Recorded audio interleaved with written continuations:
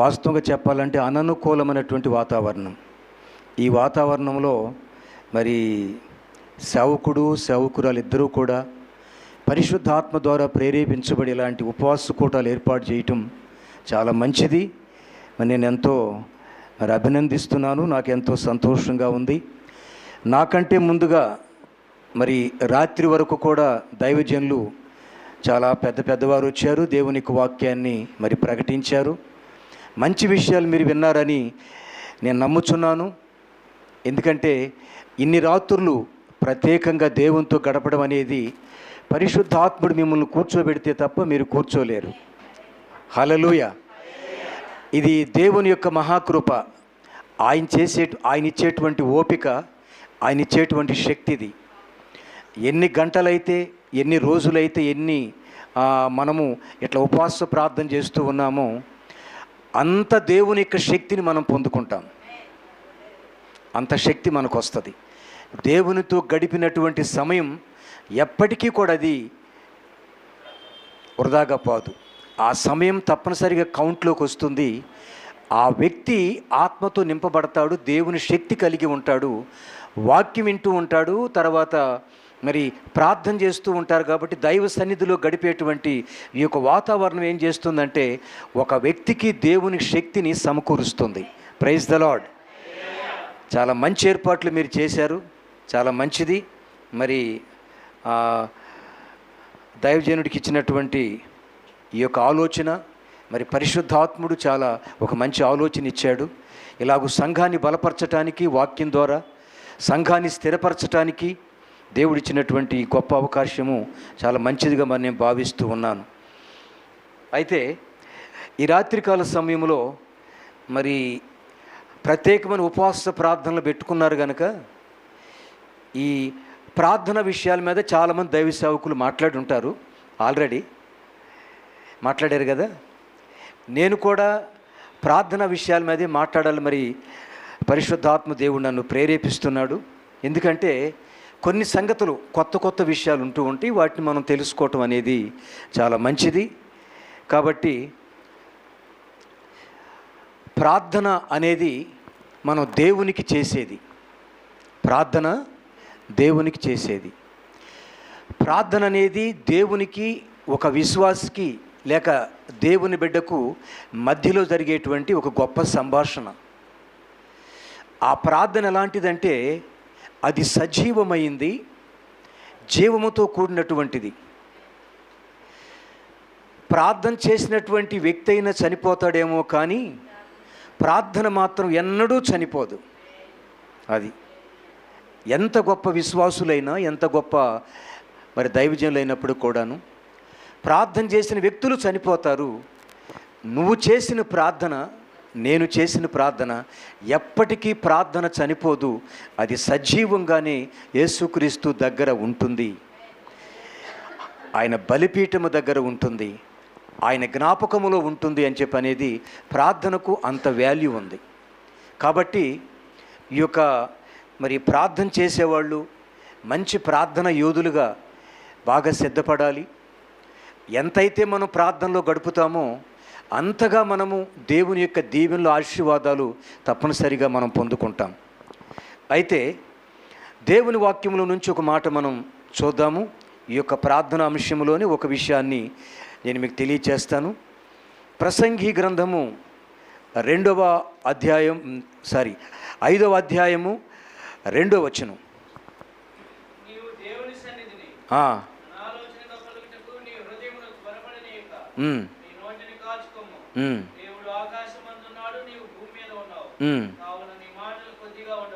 చాలు. ఇది ప్రార్థనలో దేవుడు చెప్పినటువంటి ఒక చాలా గొప్ప విషయం. ప్రార్థనలో ఏముండాలంటే ఏకాగ్రత అనేది చాలా అవసరం ప్రార్థనలో. ఆ మాట మళ్ళీ చదువమ్మా. దేవుని సన్నిధిని అనాలోచనగా పలుకుటకు నీ యొక్క హృదయమును త్వరపడనివ్వక. అది సంగతి. అంటే దేవుని సన్నిధిలో మాట్లాడేటప్పుడు, దేవుని సన్నిధిలో ప్రార్థించేటప్పుడు జాగ్రత్తగా ఉండాలి. ప్రార్థన అనేది మనం దేవునికి చేస్తున్నాం గనక త్వరపడి ఏదో చేసేది కాదు, లేక మనం నోటికొచ్చింది ప్రార్థన చేసేది కాదు. ప్రార్థన పరిశుద్ధమైంది. ప్రార్థన పరిశుద్ధాత్మ దేవుడు చేపిస్తాడు. ఆ మాట రోమాపత్రికలో పౌలు గారు తెలియజేస్తాడు. ఉచ్చరింప శక్యము గాని మూలుగులతో ఆత్మ మన పక్షాన ఉండి విజ్ఞాపన చేయును అని చెప్పానని. ప్రార్థనకంత ప్రాముఖ్యత ఉంది. ఏ వ్యక్తి కూడా ప్రార్థన చేయలేడు, కానీ లోపలుండి మనిషి యొక్క అంతరంగంలో ఉండి ప్రార్థన చేపించేటువంటి వ్యక్తి పరిశుద్ధాత్మ దేవుడు. కాబట్టి ప్రార్థన అనేది ఎలా ఉండాలంటే ఏకాగ్రత ఉండాలి. ప్రార్థనలోకి వెళ్ళగానే మన మనస్సు, ప్రాణము, శరీర, ఆత్మలు అన్నీ కూడా దేవుని వైపుకు వెళ్ళిపోవాలి. నా ముందు దేవుడు ఉన్నాడు, నేను ప్రార్థన చేస్తున్నాను. Praise the Lord. ఖచ్చితంగా మనము అలాంటి ఊహలో, అలాంటి విశ్వాసంలో ఉండాలి. నా ముందు దేవుడు ఉన్నాడు, ఆయన ముందు నేను ప్రార్థన చేస్తున్నాను. ఇక నీ మనస్సు ఎటు పోవటానికి కూడా అవకాశం లేదు. ప్రార్థనలోకి వచ్చిన తర్వాత మనసు పదే పదే పదే అటు ఇటు పోతూ ఉంటుంది చాలామందికి. అక్కడ ఇంట్లో ఏమైందో, లేకపోతే పిల్లలకి ఏమైందో, లేక ఏం జరుగుతుందో, అనేక రకాలైనటువంటి ఆలోచనలు వస్తూ ఉంటాయి.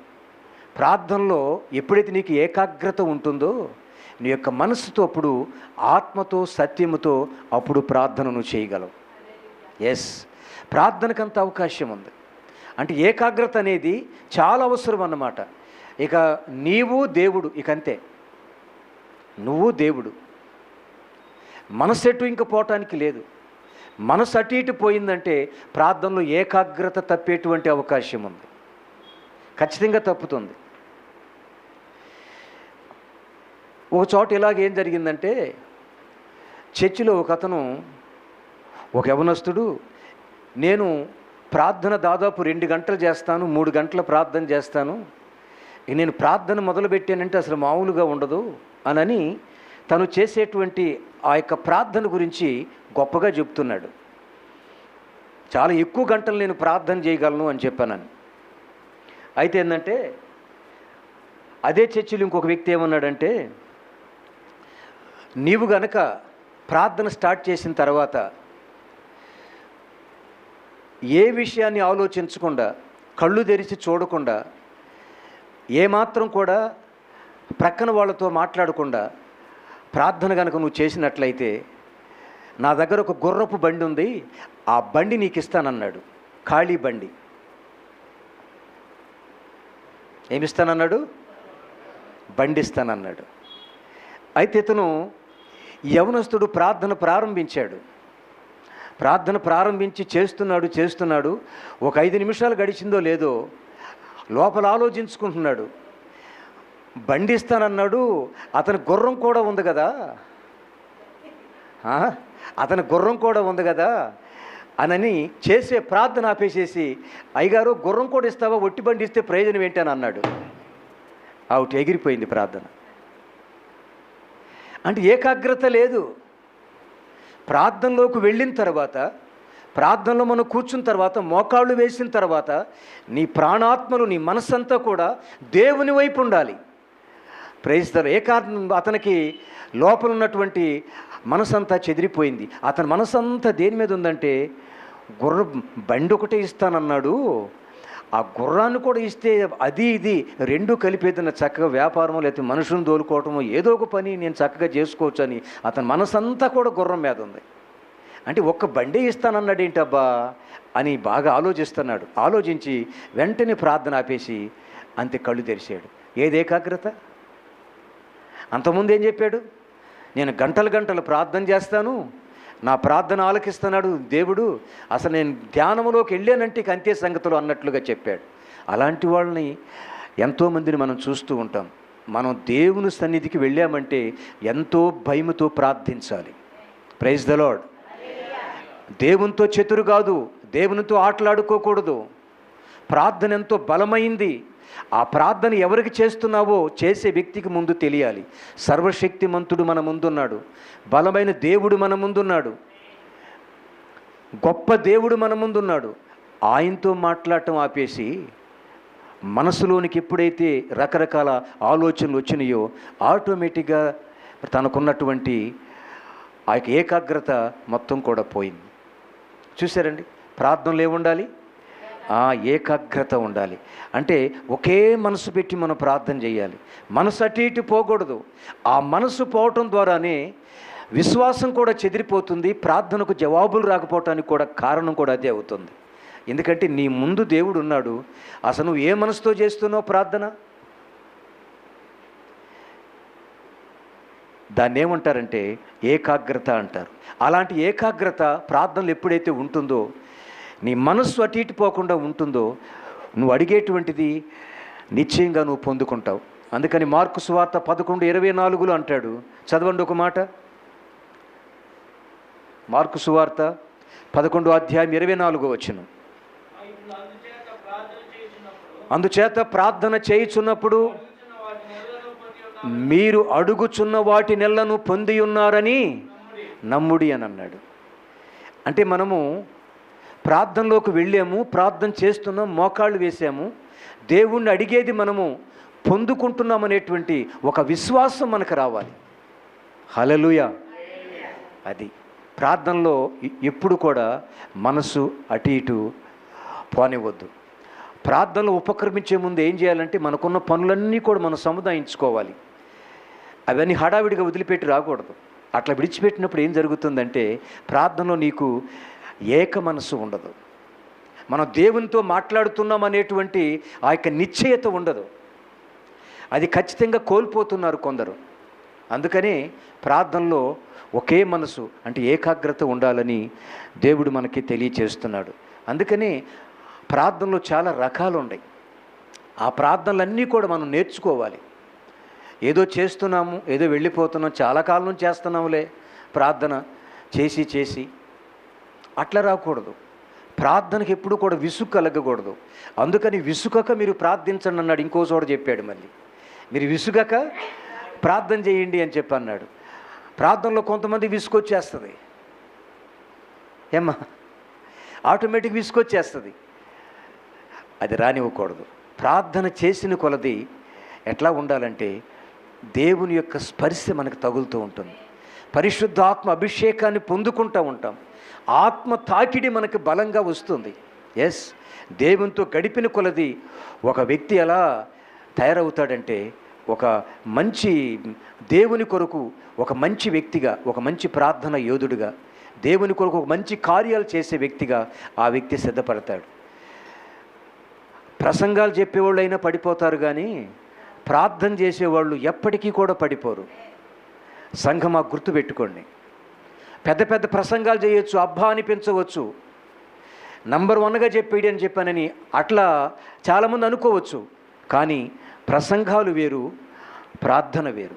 ప్రార్థన అలవర్చుకుంటే, ప్రార్థన జీవితం నీకు ఉన్నట్లయితే ఎప్పటికీ కూడా నువ్వు పడిపోవు. సైతాను నిన్ను మోసం చేయలేడు. ఎస్, సంఘం ఎప్పుడు కూడా ప్రార్థనలో ఉండాలి. సంఘం ఎప్పుడు కూడా ప్రసవేదంలో ఉండాలి.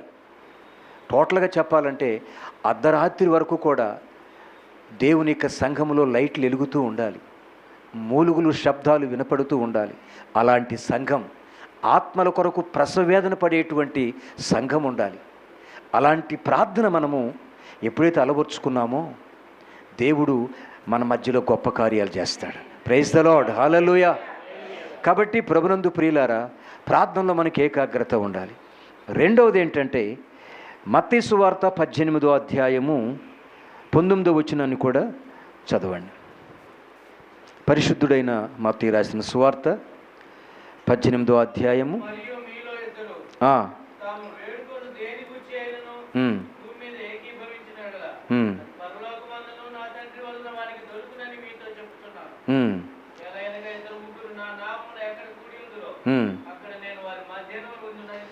దేవునికి స్తోత్రం. చాలా శక్తివంతమైనటువంటి ప్రార్థన ఇది. మీలో ఎవరైనా ఇద్దరు, యేసు ప్రభు వారు చెప్పిన సంఖ్య కూడా 2, 3 అన్నాడు. అంతే కదండి. ఆయన చెప్పిన సంఖ్య చాలా పెద్దది లేదు. ఎక్కడ 2, 3 నా నామములో కూడి ప్రార్థిస్తూ ఉంటారో వారి మధ్యలో ఉంటా అన్నాడు. ఇక్కడ చాలామంది ఉన్నారు. ఇక్కడ దేవునికి మహిమ కలుగునుగాక. అంటే కొండలను కదిలించేటువంటి ప్రార్థన, ఉండాలి. ఆ ఇద్దరు దేని గురించి వేడుకుంటారో, దేని గురించి ప్రార్థన చేస్తారో వాళ్ళ ప్రార్థన నేను ఆలకిస్తానని చెప్పి అన్నాడు దేవుడు. ఆ మాట మళ్ళీ చదవండి.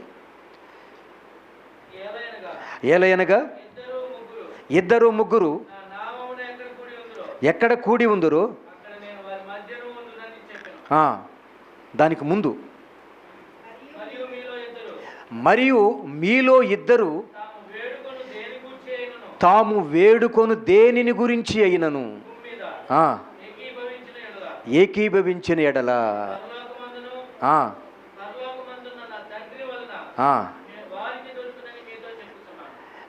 జాగ్రత్త గమనించండి. ప్రార్థనలో అంటే ఏకీభవించాలి. ఇప్పుడు ఇద్దరు ప్రార్థన చేస్తున్నారు, వాళ్ళకు తోడు మిగతా వాళ్ళు కూడా ఏకీభవించాలి. అంటే ఏమిటి?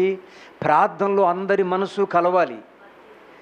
కొంతమంది ప్రార్థన చేస్తూనే కొంతమంది మాట్లాడుతూ ఉంటారు, కొంతమంది అటు ఇటు తిరుగుతూ ఉంటారు. ఇది ఏకీభించడం కాదు. అది ప్రార్థనలో ఏకీభించటం అంటే ఒక ఇద్దరు ముగ్గురు ప్రేయర్ చేస్తున్నప్పుడు వాళ్ళతో పాటు అందరి ఆత్మలు కూడా కలపాలి, అందరి మనస్సు కూడా కలిపి నువ్వు ఎప్పుడైతే ఏకీభవిస్తావో ఆ ప్రార్థన ఆ యొక్క పరిశుద్ధాత్మ దేవుడు ఖచ్చితంగా నడిపిస్తాడు. Praise the Lord. అంటే ఏకీభవించటం లేదు. ఎవరు ఆలోచనలో ఉంటారు, కొంతమంది సెల్ తీసుకుని మాట్లాడేవాళ్ళు మధ్యలో. చాలా చోట్ల జరుగుతుంది ఇలాంటివి అన్నీ కూడాను. ప్రార్థన జరిగేటప్పుడు, వాక్యం జరిగేటప్పుడు సెల్ ఫోన్స్లోకి వెళ్ళిపోతున్నారు చాలామంది. ఎంత విచారకరం అండి. ఫోన్లతో చాటింగ్ కొట్టడానికి దేవుని మందిరంలోనే టైం దొరికిందా? ఇది ఇంకా చాలా విచారకరం. ఎవరైతే ఇద్దరు కూర్చుని వాళ్ళు ప్రార్థన చేస్తున్నారు, ఏకీభవిస్తున్నారో వాళ్ళు అడిగినటువంటి ఏదైనా సరే, వాళ్ళు వేడుకొన్నది అది ఏదైనా సరే నేను ఇస్తాను అని చెప్పనని ఇక్కడ దేవుడు మాట్లాడుతున్నాడు. మీకు ఇప్పుడు చాలా అవసరతలు ఉన్నాయి. ఇప్పుడు దేవుని సేవకుడు ఇప్పుడు మరి మందిర స్థలం కొన్నాడు. ప్రార్థనాపూర్వకంగా మోకాళ్ళు వేసి సంఘమైనటువంటి మిమ్ములను కూర్చోబెట్టి వాళ్ళు కూడా కూర్చుని దేవునికి మొర్రపెట్టి ప్రార్థన చేసి ఆ యొక్క స్థలాన్ని తీసుకోవటం జరిగింది. అయిపోయింది అంతవరకు. ఇంకా ఎంత పని ఉందంటారు? చాలా పని ఉంది. ఆ స్థలములో గొప్ప మందిరం కట్టబడాలి. Praise the lord. ఆ మందిరము అనేకులకు ప్రార్థన మందిరంగా మార్చబడాలి. అనేక ఆత్మలు దానిలో చేర్చబడాలి. పరిశుద్ధాత్మ దేవుని ఆకర్షణ అక్కడ ఉండాలి. మనం ప్రార్థన చేస్తూనే ఉండాలి. ఆ మందిరం కట్టబడాలి ప్రభువా, ఆ మందిరం కట్టబడాలి. అది నీవే కట్టు నాయనా, అది మా వలన కాదు. దేవుని వేడుకున్నప్పుడు ఎంతటి కార్యమైన దేవుడు అద్భుతంగా చేస్తాడు. అయితే దైవజనులు అన్ని విషయాలు మీతో చెప్పరు, కానీ వాళ్ళ లోపల ఎంతో బాధ ఉంటుంది, ఎంతో వేదన ఉంటుంది. ఎందుకంటే పరిచర్య అంటే మామూలు విషయం కాదు, సేవ చేయటం మామూలు విషయం కాదండి. చాలా భారంతో కూడుకున్నటువంటి పని. ఒక దైవజనుడు దైవజనురాలు వాళ్ళిద్దరూ కూడా ఎంత వేదనలో, ఎంత మరి ప్రార్థనాపూర్వకంగా ఎంత బాధలో ఉంటారని చెప్పానంటే ఆ పని అయ్యేంత వరకు వాళ్ళకి లోపల ఎంతో వేదన, చాలా ప్రసవ వేదన. తండ్రి ఇదిగో ఈ పని మేము తలపెట్టామయ్యా, ఈ పని యావత్తు కూడా మీరే చేయాలి తండ్రి అని చెప్పానని వాళ్ళు మరి ఆర్థిక సహాయం కొరకు చేతులెత్తి దేవుణ్ణి వేడుకుంటూ ఉంటారు. ప్రభువా నీవే మాకు సహాయం చేయాలని. చూసారా, ఒక ఉద్యోగం చేసుకోవటం తేలిక, ఒక వ్యాపారం చేసుకోవటం తేలిక. సేవ అనేది అంత తేలికైంది కాదండి, చాలా చాలా కష్టం. ఓ దైవజనుడు అన్నాడు, సేవకు వచ్చినోడు సావుకు వచ్చినట్టే అన్నాడు. నిజమండి, వాస్తవంగా పరిస్థితులు అట్లాగే కనిపిస్తూ ఉన్నాయి. ఇంకా మీరు ఎంతో ప్రార్థన చేయవలసి ఉంది. ఆ యొక్క మందిరం కేవలం ప్రార్థన మీద లేవాలి. Praise the Lord. ఎవరిని అడగాల్సిన పని లేదు, దేవుడే మీకు అద్భుతమైన గుప్పిలు విప్పుతాడు. ఆమెన్. నన్ను అడగండి మీకు ఇస్తానని చెప్పని దేవుడు వాగ్దానం చేశాడు. ఆయన వాగ్దానాలు ఎక్కడికి పోతాయి? అద్భుతమైన మందిరాన్ని దేవుడు ఆ స్థలములో కట్టబోతున్నాడు. ఆమెన్. ఇస్తాడు దేవుడు, ఖచ్చితంగా మందిరం ఇస్తాడు. ఎందుకంటే ఆ ప్రాంతంలో ఉన్నటువంటి ఆత్మలు నశించిపోతున్నాయని దేవుడు అక్కడ ఎందుకు కొనిచ్చాడో తెలుసా? అక్కడ స్థలాన్ని, ఆ ప్రాంతాన్ని ఎందుకు చూపించాడంటే ఆ ప్రాంతం ఉన్నటువంటి ఆత్మలన్నీ కూడా మీతో పాటు చేర్చబడాలి. ఎస్, గొప్ప ఉద్దేశం అది. ఆ స్థలం ఫస్ట్ టైం చూసినప్పుడు అనుకున్నాము, వామ్మో ఇక్కడ తీసుకున్నారేంటి, ఈ స్థలం ఇలా ఉంది అనుకున్నాం. దేవుని యొక్క ప్రణాళిక అక్కడే ఉంది అని తర్వాత స్పష్టంగా అర్థమైంది. ఆ ప్రాంతం అంతా దేవుడు కదిలించబోతున్నాడు అద్భుతంగా. దానికి ముందుగా మనం చేయాల్సింది ఏంటంటే మోకాళ్ళు వేసి మనం ప్రార్థన చేసి చేతులు పైకెత్తి మనం దేవుణ్ణి అడగటమే. ఆయన తట్టు మనం చేతులు ఎత్తినప్పుడు అద్భుతమైనటువంటి కార్యాలు దేవుడు చేస్తాడు ప్రియులారా. అదొక్కటే మనకు ఆధారం. సంఘానికి గొప్ప ఆయుధం ఏంటంటే ప్రార్థనే. ఎస్, గొప్ప ఆయుధం అది. అలాంటి ఆయుధాన్ని ప్రభువైన యేసుక్రీస్తు వారు మనందరికీ ఆయన ఇచ్చాడు. ఆయుధంతో ప్రతి ఒక్కటి మనం సాధించవచ్చు. ప్రార్థన చేసినటువంటి వ్యక్తులు ఎక్కడ కూడా ఓడిపోయిన వారిని మనం చూడలేదు. సమస్తాన్ని కూడా ప్రభువైన యేసుక్రీస్తులో అన్నిటినీ కూడా వాళ్ళు సాధించారు. కాబట్టి కొండలను కదిలించేటువంటి ప్రార్థన సంఘం చేయాలి. తర్వాత సంఘము ఏకాగ్రత కలిగినటువంటి ప్రార్థన చేయాలి. మన ప్రతి అవసరత దేవుడు తీరుస్తాడు. సంఘములో ఎవరైనా ఇద్దరు వేడుకునేటువంటి దానిని గురించి అక్కడ ఆ దేవుడు స్పష్టంగా రాశాడు. ఇద్దరు అడిగితే చాలు అని చెప్పని అన్నాడు.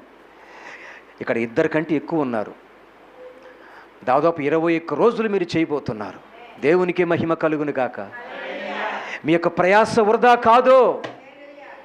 నిశ్చయముగా దేవుడి యొక్క ప్రార్థన వైపు తన చెవులు ఉంచాడు. ఆయన కన్నులు మీ మీద ఉన్నాయి. ఎందుకంటే యేసుక్రీస్తులో ఎల్లప్పుడూ ఆనందమే. ప్రార్థన చేసినప్పుడు ఆ ప్రార్థన ఖచ్చితంగా జవాబు ఉంటుంది. ఒక ఊరిలో ఇట్లాగో పాస్టర్ గారు ఒక కొండ దగ్గర అతను ఒక చిన్న చర్చి కట్టి పరిచర్య చేస్తున్నాడు. చేస్తూ ఉంటే అక్కడ ఊరు చాలా పెద్దది. ఆ ఊర్లో ఉన్న వాళ్ళందరూ కూడా కదిలి చిన్నగా ఆ సంఘానికి వస్తూ ఉన్నారు. సంఘానికి వస్తూ ఉంటే లోపల చర్చిలో ఖాళీ జాలటం లేదు. సంఘం బాగా పెరిగిపోయారు. ఆ చర్చి పక్కన స్థలం ఉంది. ఆ చర్చి వెనకాల ఒక పెద్ద కొండ ఒకటి ఉంది. ఆ యొక్క కొండ తీయాలంటే పాస్టర్ గారి దగ్గర అంత ఆర్థిక స్తోమత లేదు. కొండ, మట్టి, గుట్టలు అవేవో చాలా చాలా ఉన్నాయి.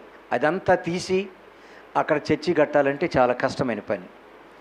ప్రార్థన చేస్తున్నారు, ప్రభువా మరి సంఘం పెరుగుతున్నారయ్యా, మరి జనం పెరిగారు, ఖాళీ జాలటం లేదు, ప్రభువా ఏం చెయ్యాలయ్యా, మాకు సహాయం చేయి ప్రభువా అని చెప్పానని సంఘముతో ఉపవాసం ఉండి ఆ యొక్క దైవ సేవకుడు సంఘాన్ని పెట్టుకుని ప్రార్థన చేశాడు.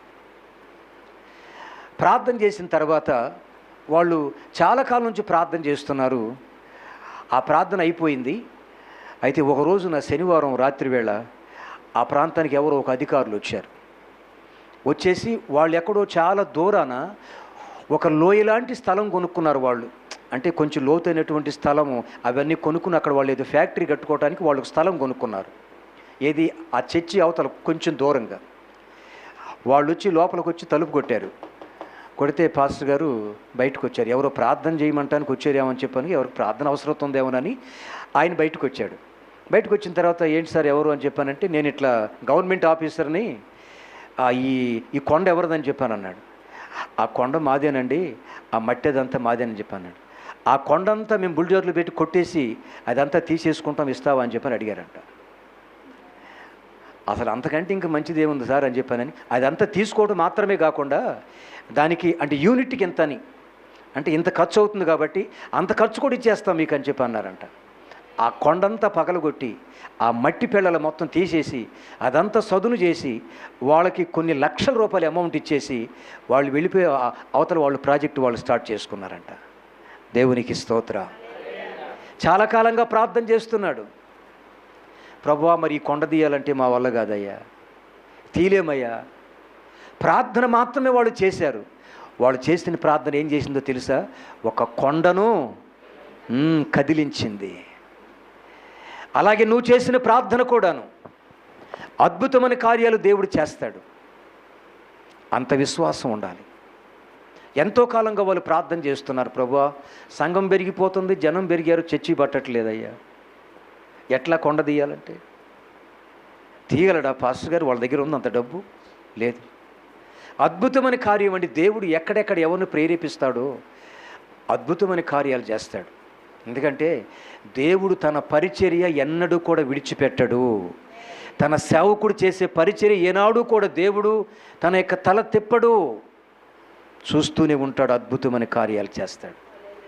అక్కడ పెద్ద మందిరం కట్టబడింది, సంఘం విపరీతంగా పెరిగింది. ఆ స్థలమంతా కూడా చక్కగా వాళ్ళు సదును చేశారు, చక్క చుట్టూ గోడ కట్టేసి చాలా పెద్ద మందిరం వేశాడు. అయితే మందిరం వేయటానికి కూడా డబ్బులు ఇచ్చారు వాళ్ళు. చూసారా ఎట్లా ఇచ్చారు? ఈ పాస్టర్ గారు వెళ్ళి అడిగాడు ఎవరినన్నా, పాస్టర్ గారు సంఘాన్ని పెట్టుకుని ప్రార్థన చేశాడు. అద్భుతమైన కార్యాలు ఉన్నాయి ప్రార్థనలో ప్రియులారా. ఇవన్నీ కూడా మనం జాగ్రత్తగా పట్టుకోవాలి. ఇవన్నీ మనం చాలా జాగ్రత్తగా మనం పాటించాలి.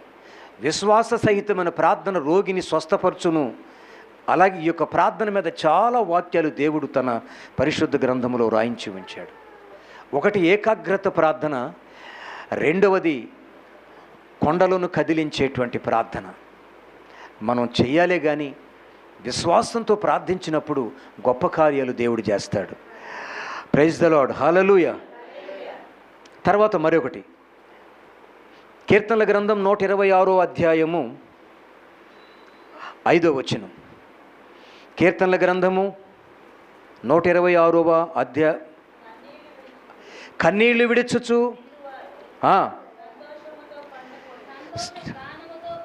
సంతోష గానముతో పంట కోసెదరు.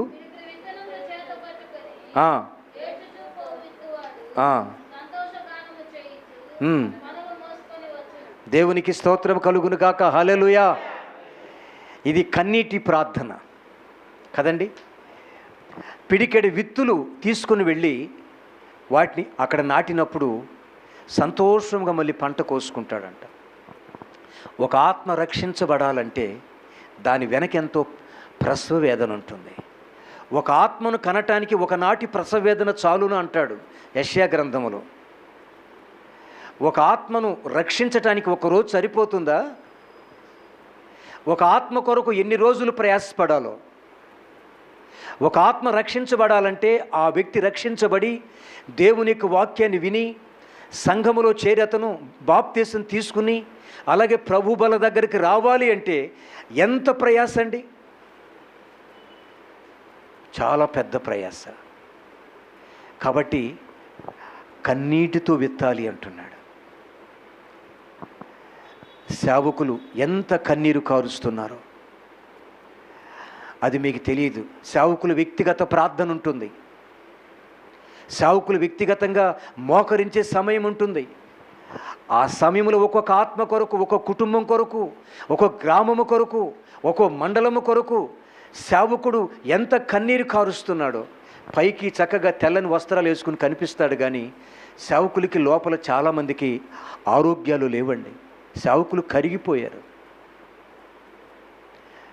సేవకులు చాలామంది ఆరోగ్యం లేదు, చాలామంది ఆరోగ్యాలు దెబ్బతిన్నాయి. ఎవరి కోసం?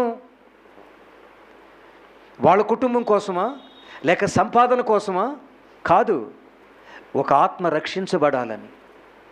ఆత్మ నశించిపోతూ ఉండగా సేవకుడు పడే ప్రయాస ఎంత కన్నీరంటే, సేవకులు మీకు కనిపించరు కానీ వాళ్ళు లోపలెంతో హృదయ వేదన కలిగి ఉంటారు. కరిగిపోతున్నారు సేవకులు ఈనాడు.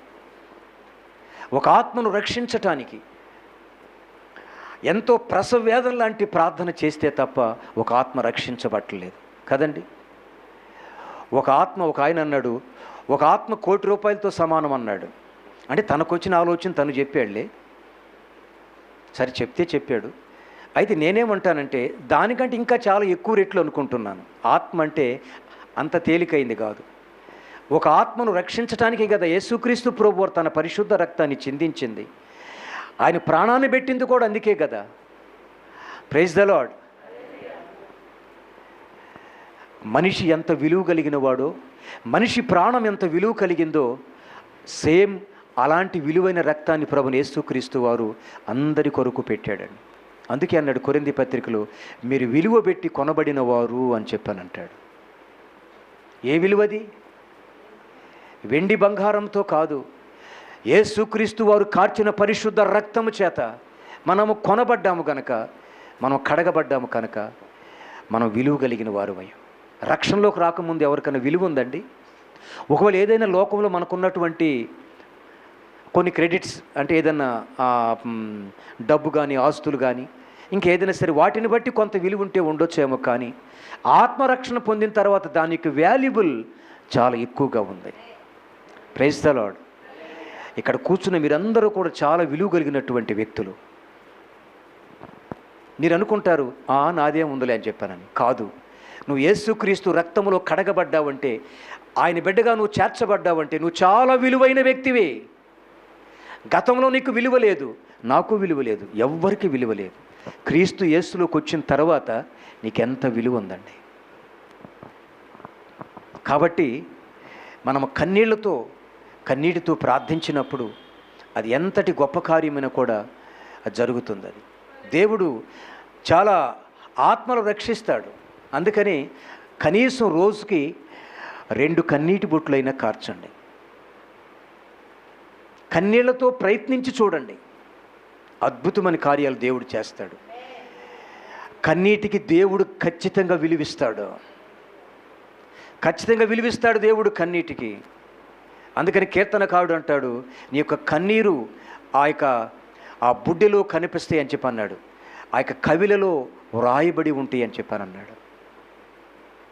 దేవునికి కన్నీరంటే అంత ఇష్టం.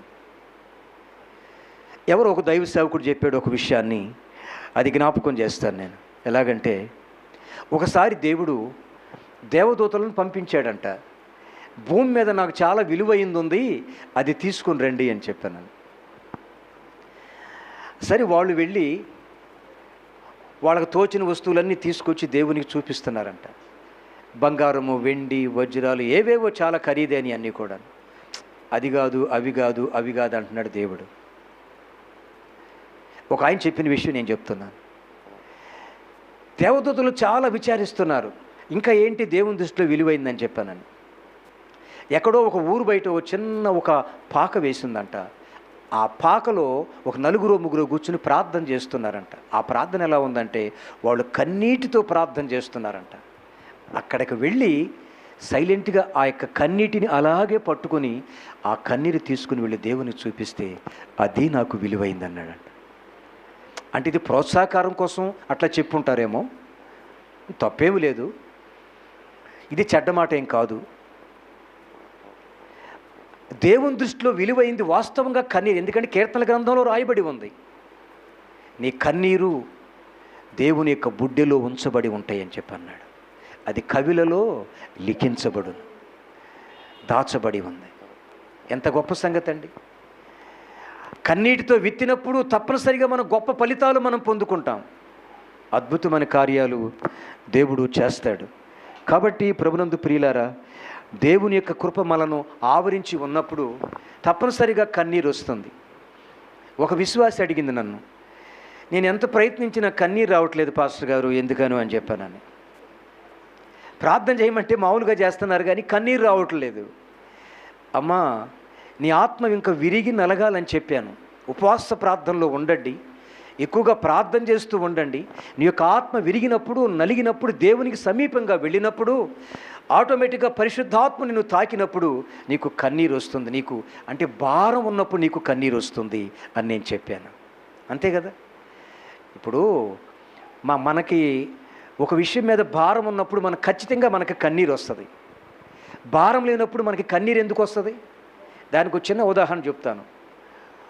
ఓ చోట ఓ సంఘంలో ప్రార్థన చేస్తున్నారు. పాస్టర్ గారు చేయమన్నాడు, వాళ్ళు ప్రార్థన చేయటం మొదలుపెట్టారు. ప్రార్థన చేస్తున్నారు, దాదాపు అరగంట దాటిపోయింది. అప్పుడు దాకా చిన్నగా చేశారు. ప్రభువా యేసయ్యా, అట్లాగయ్యా, ఎలాగయ్యా, వాళ్ళయ్యా, వీళ్ళయ్యా, రక్షించయ్యా, కాపాడయ్యా, స్వస్థపరచయ్యా అని చక్కగా చేశారు చాలా చిన్న స్వరంతో. వాళ్ళ ఇంట్లో ఒక సమస్య ఉంది. వాళ్ళ ఇంట్లో సమస్య వచ్చేసరికి, అయ్యా ప్రభువా, నాయన అబ్బాయి ఆపదలు ఉన్నాడు నా తండ్రి, నాయన ప్రభువా నువ్వు ఎట్లాగే సరే వడ్డేయాలి నా తండ్రి, మరి ఆ బాధ అంతా కూడా తొలగించాలయ్యా, అయ్యా నువ్వు కాపాడాలి తండ్రి అని చెప్పి చాలా పెద్దగా చేస్తుంది. అంతకుముందు చాలా చిన్నగా, వాళ్ళ సమస్య వచ్చేసరికి ఎలా చేసిందంటే చాలా పెద్దగా ప్రార్థన చేస్తుంది. అంటే భారం ఎక్కడుంది ఇప్పుడు? నీ సొంత సమస్యల మీద నీకు భారం ఎలా ఉందో, ఒక ఆత్మ నశించిపోతుందనేటువంటి భారము ఖచ్చితంగా నీకు ఉన్నప్పుడు ఖచ్చితంగా దేవుడు నీకు కన్నీరిస్తాడు. Praise the lord. అది అంతే కదండి. ఇప్పుడు నీకు వ్యక్తిగత సమస్య వచ్చింది, దాని గురించి నీకు బాధ ఉంది, లోపల వేదన ఉంది, అయ్యో అమ్మాయి ఎలా అయిపోయింది, అయ్యో అబ్బాయి ఎలా అయిపోయాడు, అది ఆ సమస్య ఎలా వచ్చింది అని నీకు ఖచ్చితంగా ఏడుపు వస్తుంది. ఒక ఆత్మ నశించిపోతూ ఉంటే సంఘానికి ఎందుకు కన్నీరు రాదు? దానికి ఏంటంటే గుర్తు, భారము లేదు. లోపల నీకు భారం ఉండాలి. ఆ భారాన్ని గురించి దేవుణ్ణి అడగాలి, ప్రభువా ఆత్మల భారము నాకు పెట్టయ్యా, ఆత్మ నశించిపోతున్నాయి తండ్రి, ఆత్మల భారము నాకు పెట్టు అని చెప్పని ఎప్పుడైతే ప్రభువుని అడిగావో ఆటోమేటిక్గా దేవుడు నీకు కన్నీరు ఇచ్చేస్తాడు. కన్నీటి ప్రార్థన, కన్నీటి ప్రార్థన. ఎందుకంటే ఒక సేవకుడు కూడా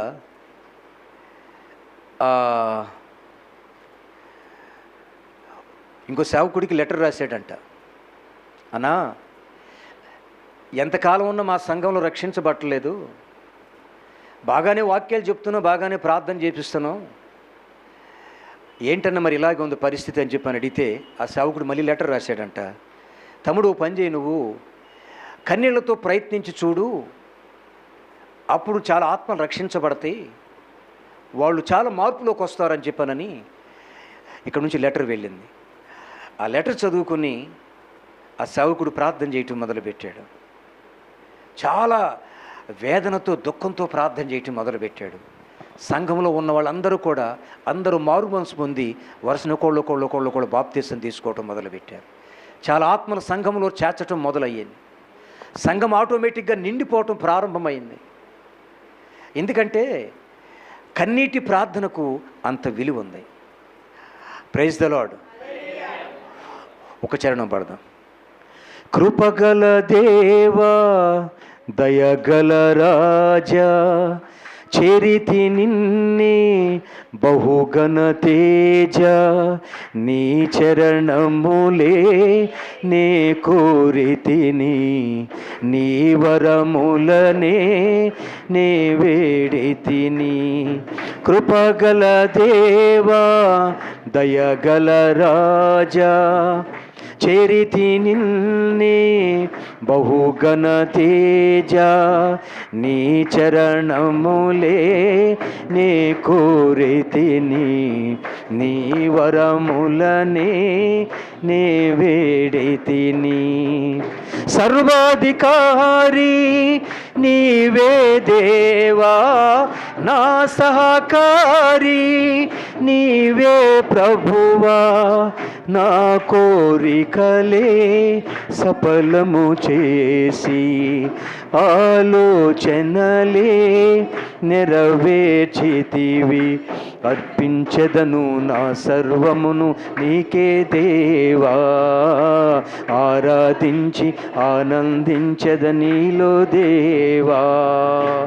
అర్పించదను నా సర్వమును నీకే దేవా, ఆరాధించి ఆనందించద నీలో దేవా.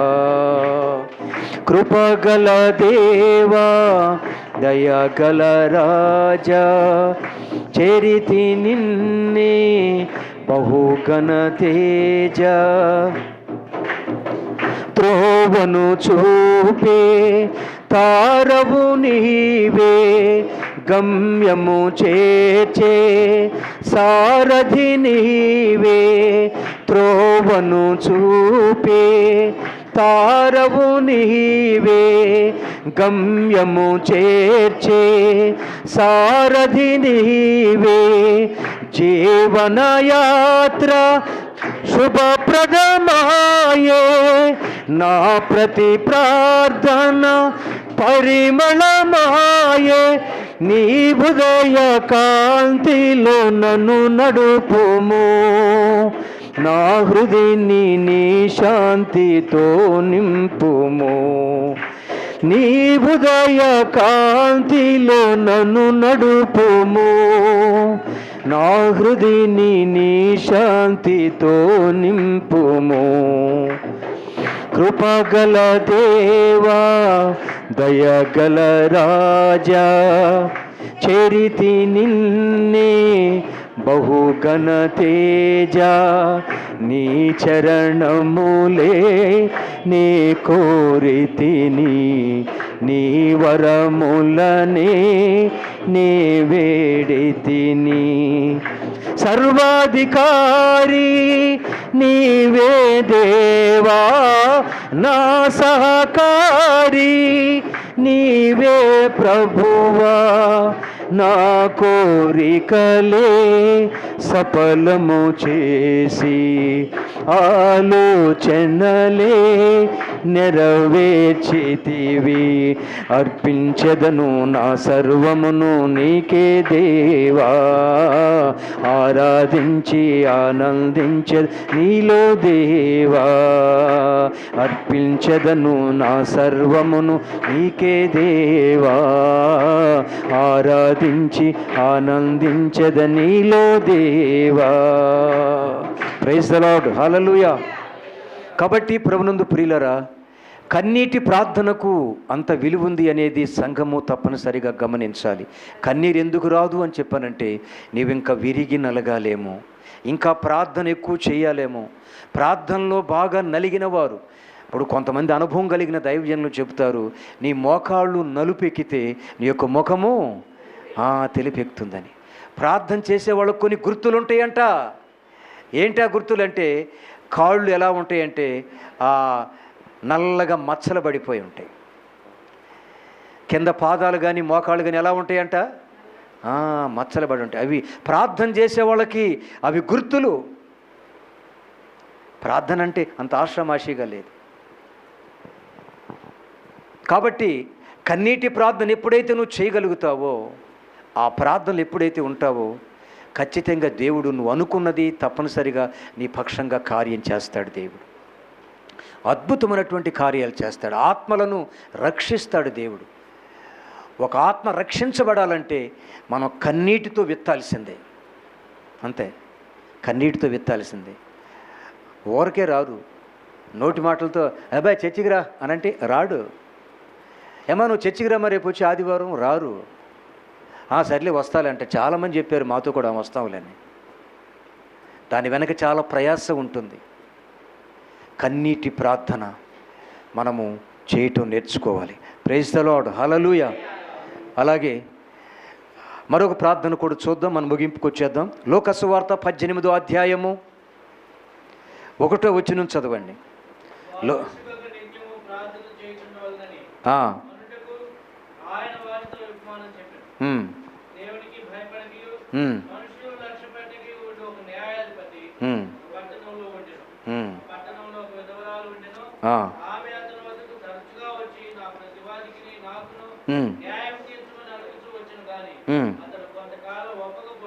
చాలు మిగతా తర్వాత చదువుదాం. ఇక్కడ విషయాన్ని చాలా జాగ్రత్తగా గమనించండి. ఇంకోటి ఏంటంటే, చివరిగా ప్రార్థనలో మనకి ఓర్పు అనేది ఉండాలి. మనకి ఓర్పు పట్టుదల కూడా ఉండాలి. కొద్ది కాలం చేసి ఆ పట్టు విడిచిపెట్టకూడదు. ఇప్పుడు మీకు తెలుసో తెలీదో, ఆ పల్లెటూళ్ళలో ఒక మాట వాడతారు. అదేంటంటే ఉడుం పట్టు అంటారు. వినే ఉంటారు మీరు కదా. రైట్. అంటే ఉడుం పట్టు అంటే ఉడుం అంట. అది పెద్ద పెద్ద డాబాలు ఎక్కి వెళ్ళటానికి దాని యొక్క నడుంకి తాడు వేసి,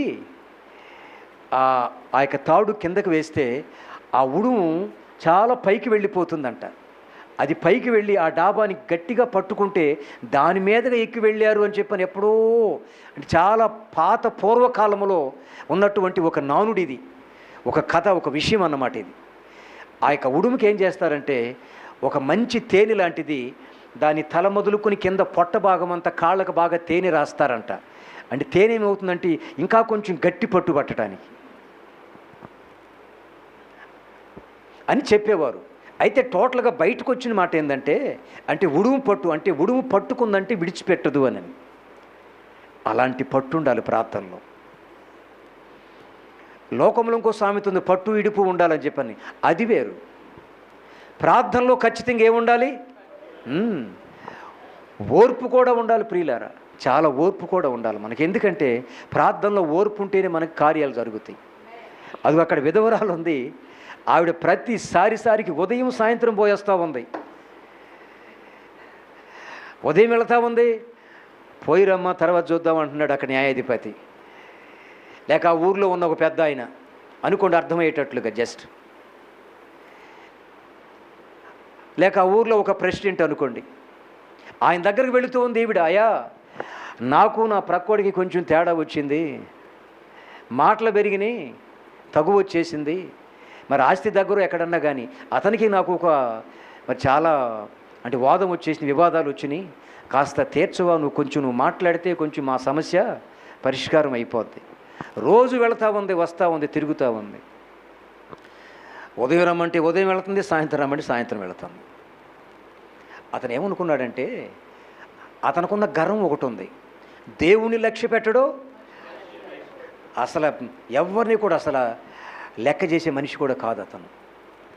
ఆవిడ ఓర్పుతో వస్తూ ఉందండి. అయితే ఎంతకాలం తిరిగిందో మొత్తం తెలియదులో కానీ ఉదయం సాయంత్రం రోజు వెళుతూనే ఉంది. ఆఖరికి అనుకున్నాడు, ఇక ఏం బాధ మనం పడలేంలే కానీ ఎందుకు వచ్చిన బాధ అని చెప్పి అనుకుని ఆఖరికి ఏం చేశాడంటే, రామ్మా నువ్వురా, ఆవిడని కూర్చోబెట్టి సమస్య ఏంటని చెప్పని అడిగాడు. ఇదిగో ఇది సమస్య. చక్కగా ఆమెకున్న సమస్యను తీర్చి పంపించేశాడు. దేవునికి స్తోత్రం. దాని కింద ఇంకో మాటను చదవండి, కింద చదవండి.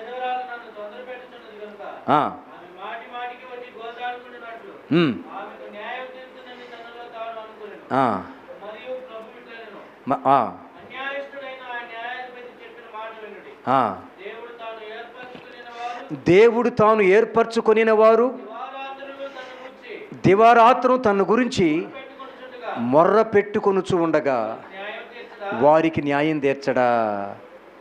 దేవునికి స్తోత్రం చెప్పండి. చక్కని ఉదాహరణ చెప్పాడు ప్రభువారు. మంచి ఉపమానం అది. ఉపమానం లేకుండా అసలు ఆయన ఏం బోధించలేదు.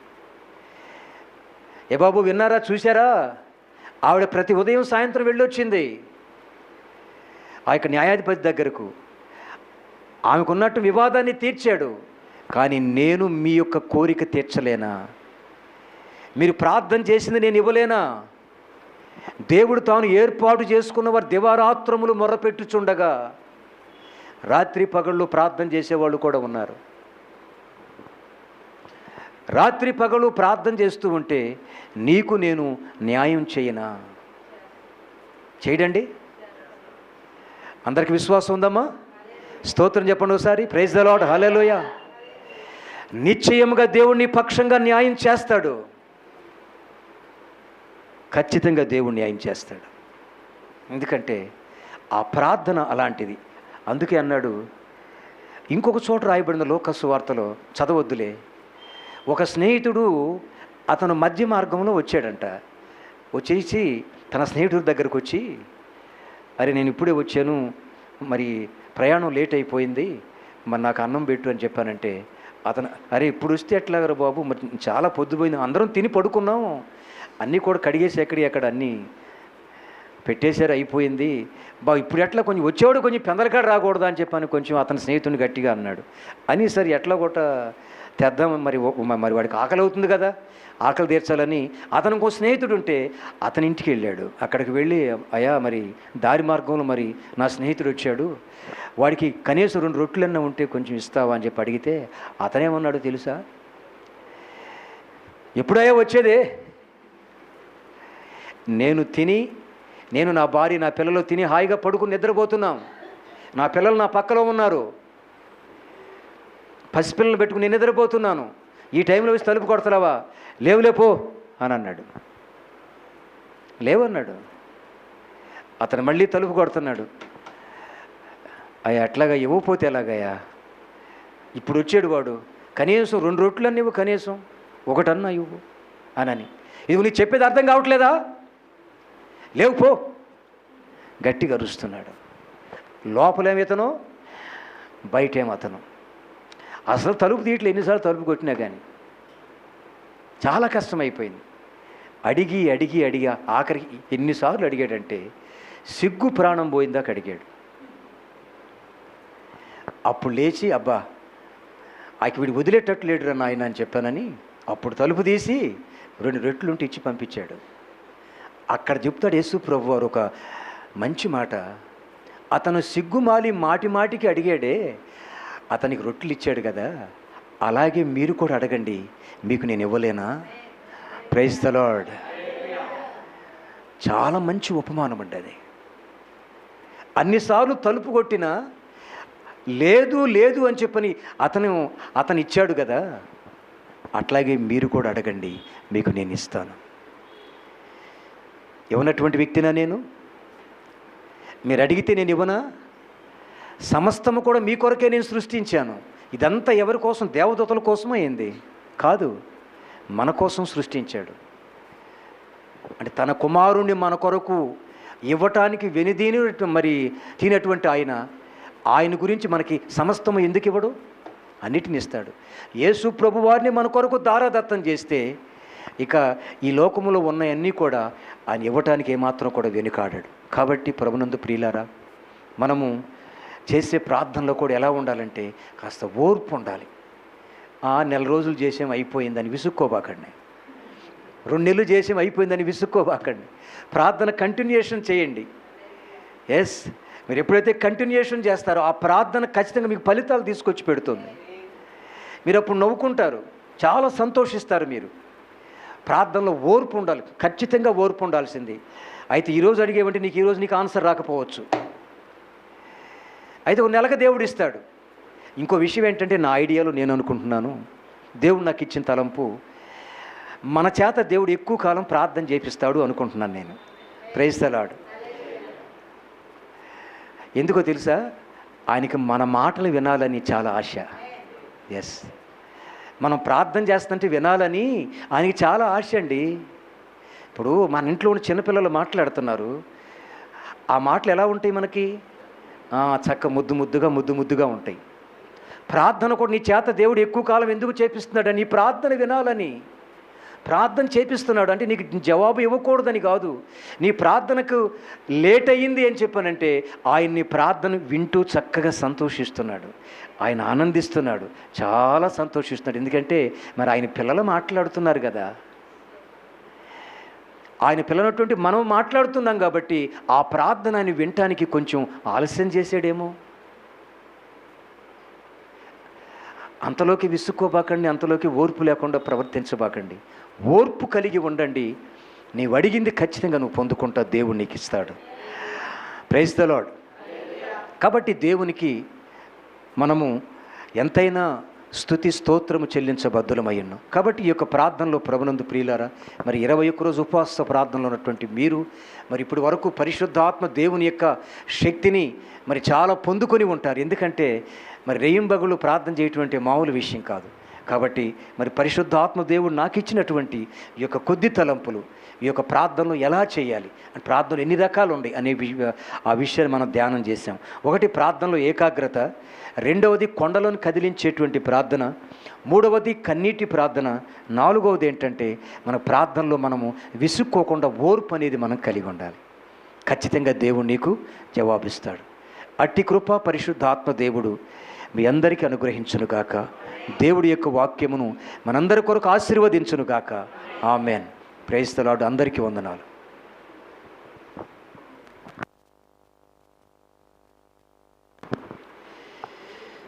పరిశుద్ధుడు అయిన తండ్రి, ప్రేమ నమ్మకమైన ప్రభువా, నీ ఘనమైన పరిశుద్ధమైన పాదములకు స్తుతులు స్తోత్రాలు చెల్లిస్తున్నామయ్యా.